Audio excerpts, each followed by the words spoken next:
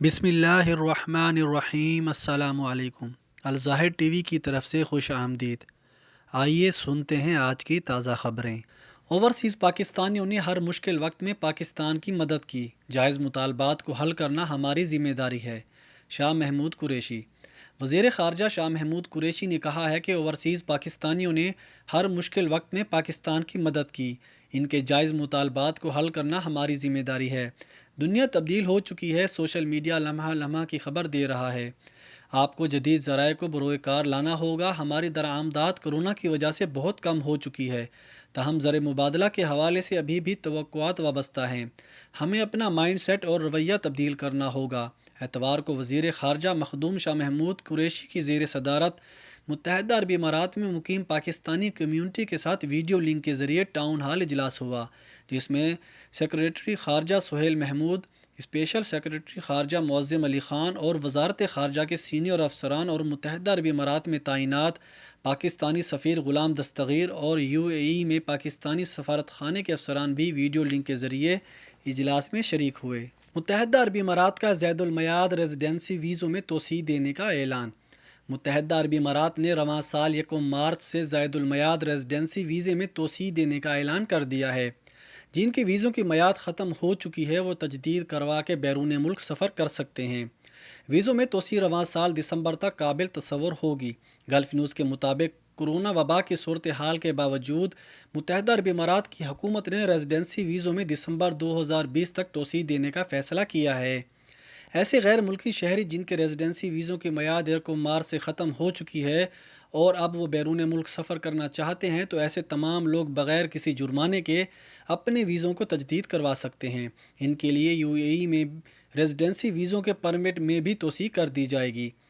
General directorate of residency foreign affairs کا کہنا ہے کہ اگر ایسے لوگ متحدہ عرب امارات سے کسی دوسرے ملک سفر کرتے ہیں تو ان کے لیے واپس UAE آنے میں مشکل پیدا ہو سکتی ہے، کیونکہ جب یہ لوگ کسی دوسرے ملک جائیں گے اور واپسی پر ان کے ویزوں کو چیک کیا جائے گا تو ان کے ویزے زائد المیعاد تصور کیے جائیں گے، جس پر انہیں جہاز میں سوار نہیں ہونے دیا جائے گا۔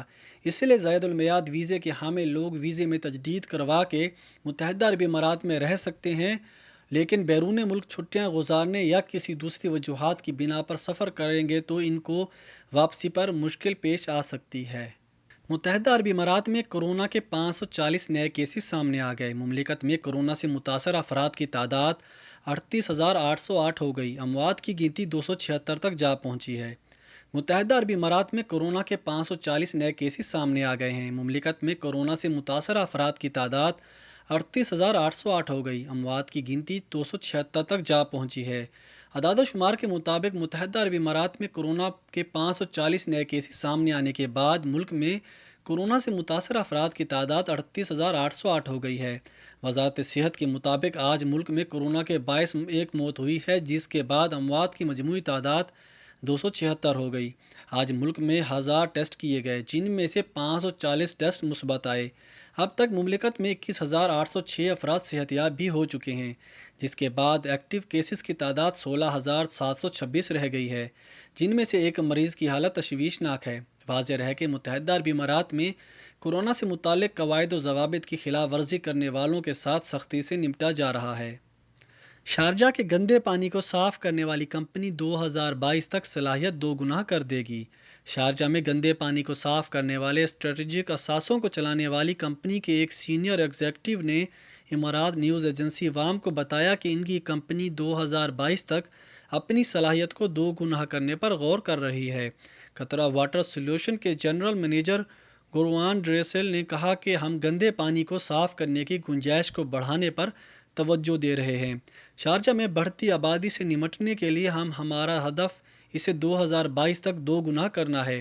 قطرہ Sharjah investment and development authority Shurooq اور BESIX کے درمیان پبلک پرائیویٹ پارٹنرشپ ہے، جو بنیادی ڈھانچے کی تعمیرات میں کام کر رہی ہے۔ یہ گندے پانی کو صاف کرنے کا پلانٹ چلاتی ہے، جو روزانہ پورے شارجہ سے نکلنے والے 30,000 میکا میٹر سے زائد گندے پانی کو صاف کرتا ہے۔ دبئی کے ساحلوں پر ایک ہی دن میں پولیس نے 210 افراد کو جرمانہ کیا۔ کووڈ-19 کے پھیلاؤ کو روکنے کے لیے بنائے گئے احتیاطی اقدامات کی خلاف ورزی کرنے پر ایک ہی دن میں دبئی کے ساحلوں پر 210 افراد پر جرمانہ عائد کیا گیا۔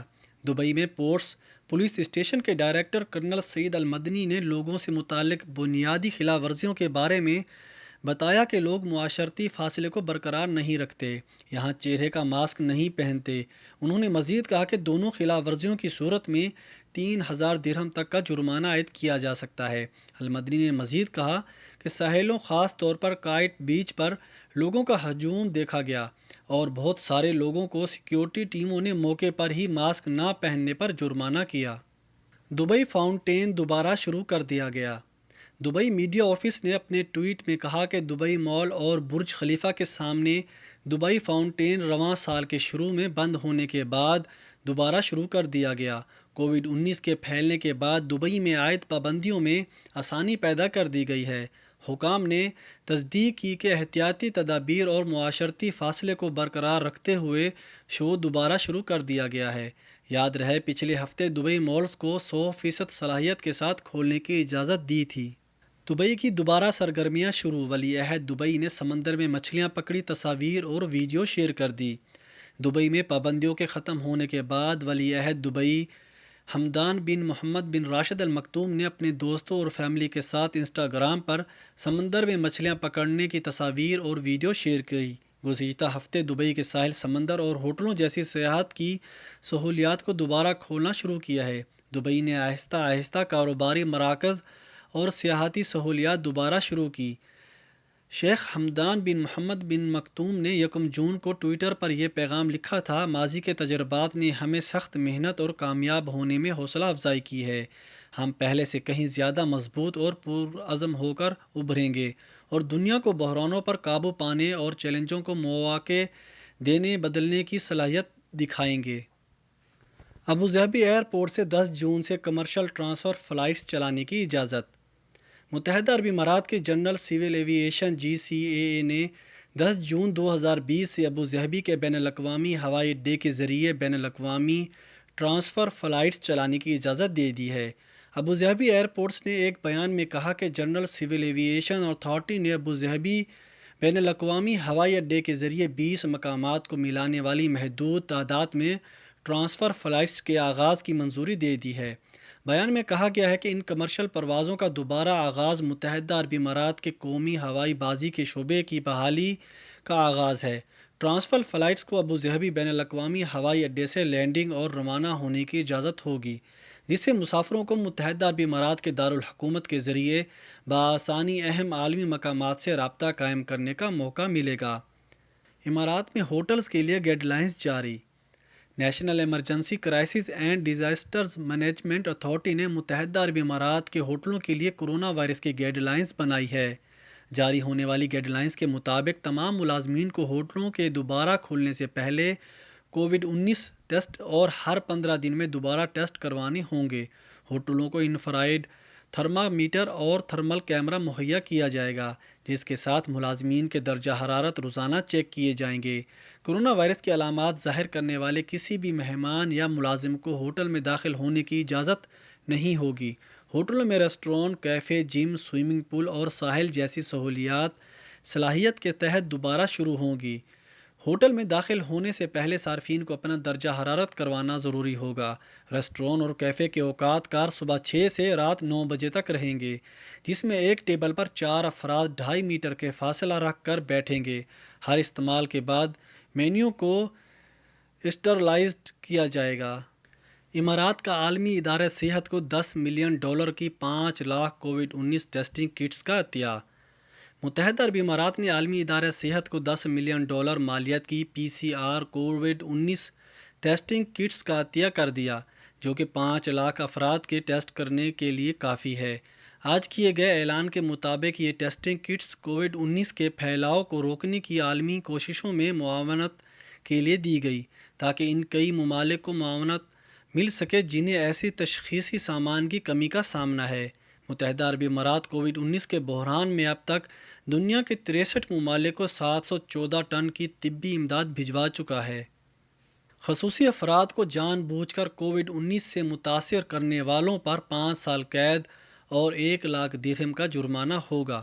متحدہ عربی امارات کے قوانین کے مطابق خصوصی افراد کو کووڈ-19 ہوا تو 5 سال جیل کی سزا اور 1 لاکھ درہم جرمانہ ہوگا۔ الوحدہ ایڈوکیٹ کے قانونی مشیر ڈاکٹر حسن الحس نے بتایا کہ خصوصی افراد کے لیے UAE ہر طرح کی حمایت کے علاوہ امارات کا قانون ان کے حقوق کا تحفظ کرتا ہے۔ انہوں نے کہا کہ بیماریوں کے متعلق ملک کو قانون جو 6 سال قبل نافذ ہوا ہے، جان بوجھ کر یا لاپرواہی کے نتیجے میں معاشرے کے تمام افراد میں انفیکشن پھیل سکتا ہے۔ انہوں نے مزید کہا کہ یقیناً خصوصی افراد اس قانون اور دیگر قوانین کے تحفظ میں شامل ہیں۔ جن لوگوں کو خصوصی افراد کی دیکھ بھال کرنے کی ذمہ داری سونپی گئی ہے، اگر وہ خصوصی افراد کو جان بوجھ کر یا غفلت کی وجہ سے انفیکشن کا سبب بنے تو انہیں 5 سال قید اور 50 سے 1 لاکھ درہم تک کا جرمانہ ہوگا۔ قانون کے مطابق اگر جرم کو دہرایا گیا تو قید کی سزا دگنی بھی ہو سکتی ہے۔ واضح رہے، امارات کے تعزیراتی ضابطے کے آرٹیکل 342 کے مطابق 3 سال تک قید کی سزا ہے۔